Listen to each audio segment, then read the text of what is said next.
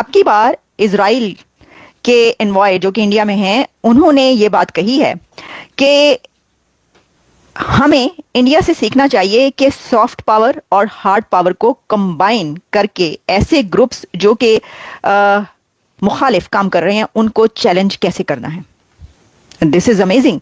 मैंने तो जो कमिटमेंट, डेडिकेशन, मोटिवेशन देखी है, मैं इनमें इंडियंस के अंदर, मैंने पाकिस्तानियों के अंदर नहीं देखी।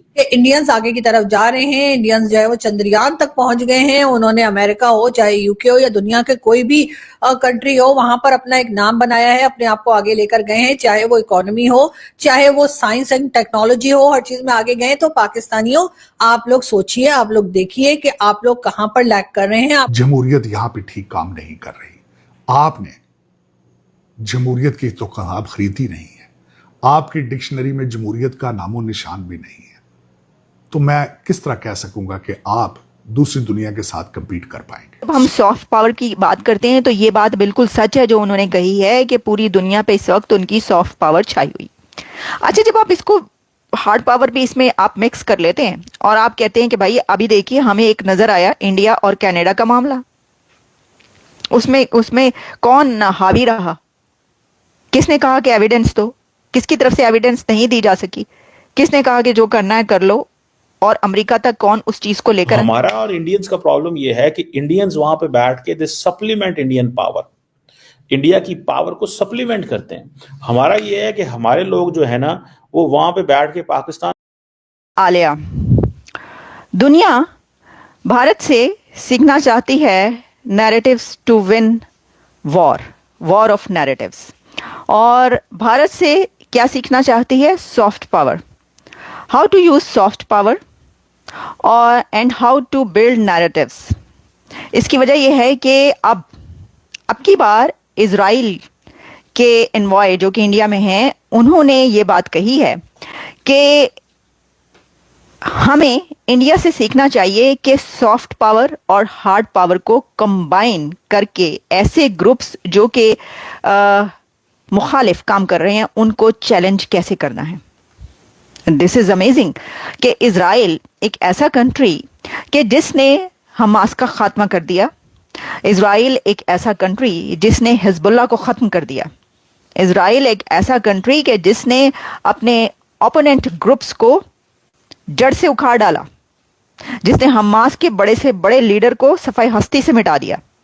जो इस वक्त ग्रेटर इजराइल का ख्वाब सच करने जा रहा है, वो इजराइल जो इस वक्त गोलन हाइट्स की उन पहाड़ियों पर बैठकर दमेस्कस के अंदर वहां पर देख रहा है कि क्या चल रहा है, क्या हलचल हो रही है, और जो वहां की काफी टेरिटरी पर कंट्रोल भी हासिल कर चुका है, वो इजराइल ये कह रहा है कि हमें सॉफ्ट पावर को इस्तेमाल करने का और नैरेटिव्स को विन करने का तरीका इंडिया से सीखना चाहिए।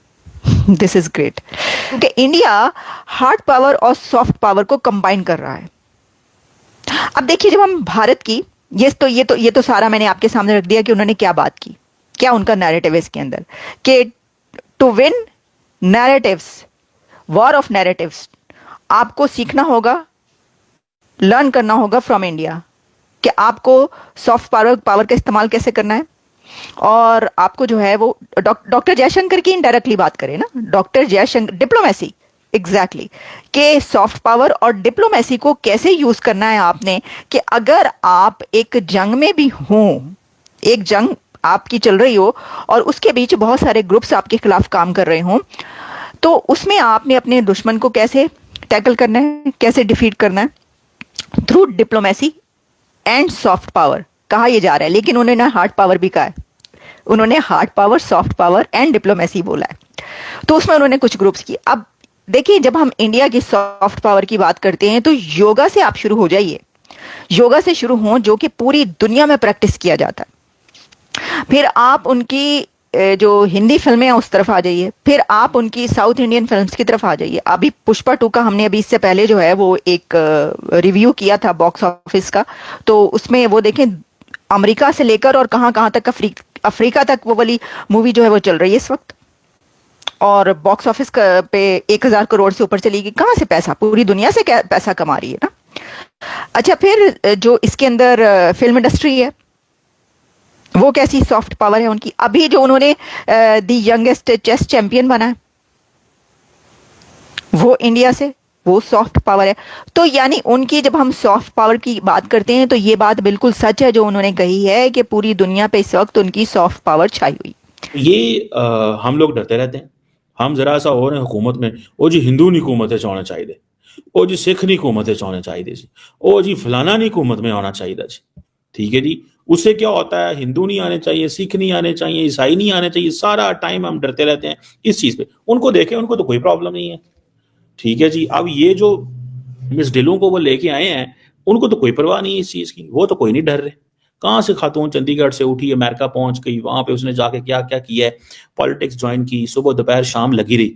मैंने तो जो फ्रेंकली स्पीकिंग, मैंने तो जो कमिटमेंट, डेडिकेशन, मोटिवेशन देखी है, मैं इनमें इंडियंस के अंदर, मैंने पाकिस्तानियों के अंदर नहीं देखी। पाकिस्तानी जो अमेरिका में बैठे हैं, आपको पता है क्या कर रहे हैं, सारा टाइम पाकिस्तान के खिलाफ लड़ रहे हैं। वो कह रहे हैं हम पाकिस्तान के खिलाफ नहीं लड़ रहे, वो कह रहे हैं हम इस गवर्नमेंट के खिलाफ लड़ रहे हैं। तो गवर्नमेंट के खिलाफ वो कहते हैं जी हम बेसिकली तो फौज के खिलाफ लड़ रहे हैं। सो हमारा और इंडियंस का प्रॉब्लम ये है कि इंडियंस वहां पे बैठ के दे सप्लीमेंट इंडियन पावर, इंडिया की पावर को सप्लीमेंट करते हैं। हमारा ये है कि हमारे लोग जो है ना, वो वहां पे बैठ के पाकिस्तान को मजीद कमजोर करते हैं। मैंने आपको पता रिसेंटली भी कहा था कि इंडिया पहले बहुत ज्यादा, जैसे विवेक रामास्वामी के सामने ये लाया गया कि देखो जी पाकिस्तान का तो होटल है वहां पे, रोज वैलेट होटल है। उसने कहा अच्छा रोज वैलेट होटल है, कि कर देने पैसे। उन्होंने कहा चुको बाहर, हम इसको पैसे नहीं देंगे रोज वैलेट होटल को, ये देखो मौजे मार रहे हैं, पाकिस्तान को डॉलर जा रहे हैं। ठीक है, उन्होंने कहा फिर क्या करें, उन्होंने कहा इसके ऊपर क्योंकि तुम जरा डिपार्टमेंट ऑफ गवर्नमेंट एफिशिएंसी आओ ना जरा इधर। तो वो जो चीज कर रहे हैं ना, ठीक है जी, वो थोड़ी सी नजर आ रही है मुझे, इस सेंस में है कि एक तरफ हम जैसे कहते हैं ना, वो अपनी स्पेस बना बैठे हैं, अमेरिकी भी उनको मौका दे रहे हैं, स्पेस भी बना बैठे हैं, अमेरिकी भी उनको मौका दे बैठे हैं। मैं जब ये सारी चीजें देखता हूं तो मैं इस चीज को एनालाइज करता हूं कि भाई साहब, एक हो, दो हो, चार हो, छह हो, जो भी हो, ठीक है जी, एक हो, दो हो, चार हो, छह हो, कोई भी हो, सबको इस चीज को ज़हन में रखना है। ठीक है जी, कि हमें जैसे तैसे, हमें जैसे तैसे हमें अपनी स्पेस बनानी है। तो दोस्तों, इजराइल के जो एम्बेसडर हैं इंडिया में, उन्होंने एक बहुत बड़ा बयान दिया है कि जो इंडिया है वो इतनी तेज़ ग्रोथ कर रहा है कि आने वाले 30 साल में यूएस की इकोनॉमी को टक्कर देगा।